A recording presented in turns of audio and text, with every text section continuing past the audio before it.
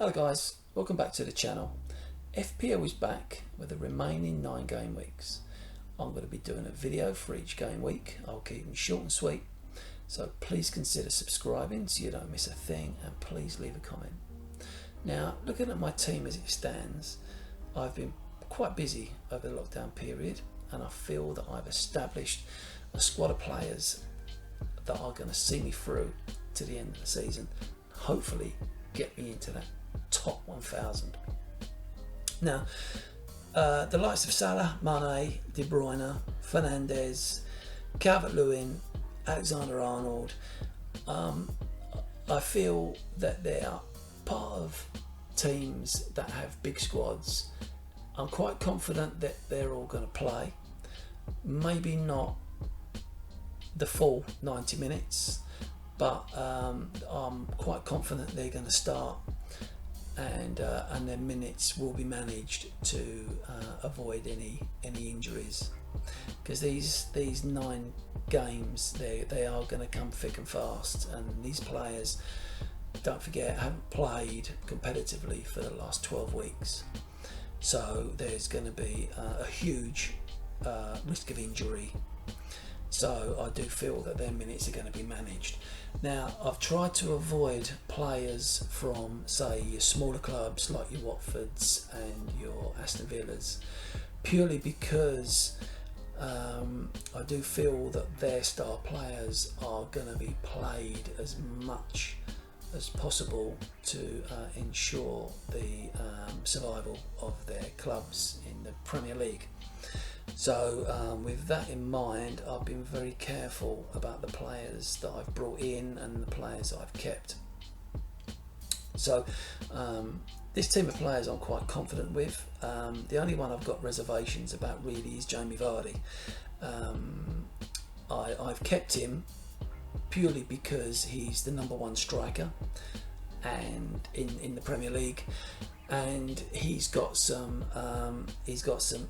shall we say, iffy fixtures coming up that we can have a look at. Some of them,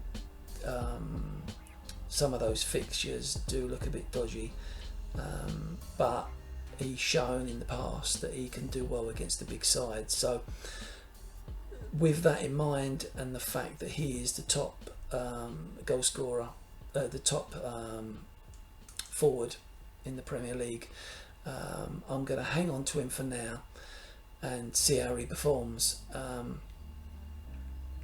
So as it kicks off, as the season restarts, game week 30 plus is a double game week. So what I'm going to do, I've got 3 chips left. I've got my second wild card, I've got my bench boost, and I've got my free hit chip. So what I'm going to be doing is, for game week 30 plus, I'm going to be playing my free hit chip, and then for game week 32 plus and onwards, it will revert back to the squad of players that you see on the screen. So with that in mind, what I'm going to do now is I'm going to show you what players I'm going to keep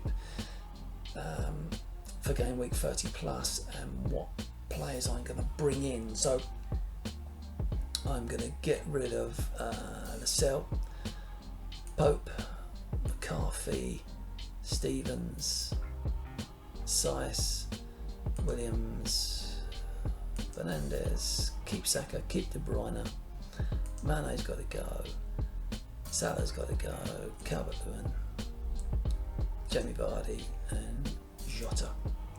And let's bring that down just a little bit there. So we're going to bring in Leno, we're going to bring in Reina,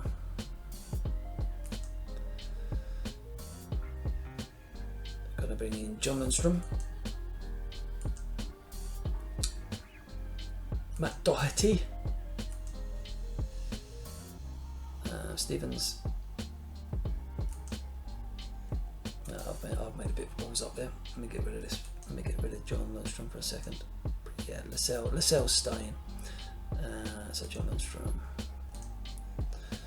Okay, and then in midfield, I'm going to bring in Jack Grealish. Now, I know I did say that I'm going to be avoiding players like Jack Grealish for Aston Villa, but I do feel that this game week is going to be a one-off. His minutes will probably be managed, I'm hoping, but he's got 2 matches to play in this game week, so I am going to take a bit of a risk with him. And then I'm going to bring in Sterling, and then the last one is Cantwell, and then up front is going to be Aubameyang, Aguero, and Samatta. Now, the way I look at it, I'm gonna capitalise on the Man City players, so Aguero, De Bruyne, Sterling. I've got to bring in Aubameyang for Arsenal and Samatta for Aston Villa. Now, Samatta for Aston Villa, I'm not 100% on, but when you look at Aston Villa, they are fighting for survival. They haven't got much to choose from up front, so he is the only recognised forward that they've got, really, and he's going to start both games. He'll probably play 90 minutes for both of these games, and so the worst case scenario is going to get me 4 points. And I look at John Lundstrom, I look at Stevens for Sheffield United. They both got the potential for attacking returns as well. Matt Doherty, I'm quite happy to keep for defence, for his defensive points, and also he gets forward, so there's a chance of some attacking returns there as well. So this is the team. This is a squad of players that I'm happy to play with for match 30 plus. Oh, and my keeper I think is going to be Leno. So basically, if we go through the squad of players, these will be the 11 players I pick. I will have Leno in goal, Alexander-Arnold, Doherty, Stevens, and Lundstrom in defence, and then it'll be Jack Grealish, Sterling, and De Bruyne in midfield, and then it'll be Aubameyang, Aguero, and Samatta.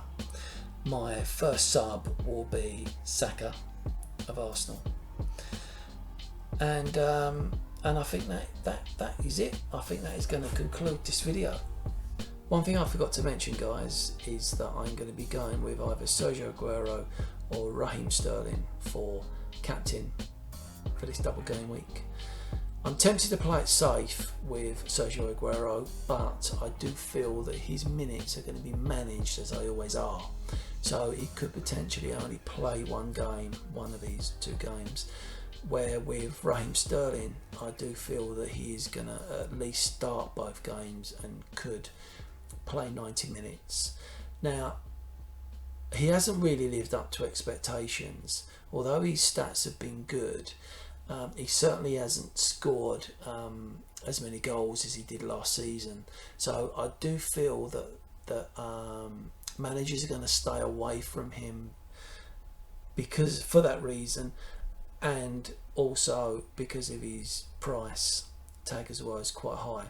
So I'm going to keep my fingers crossed that he will come good. He's had a good rest, and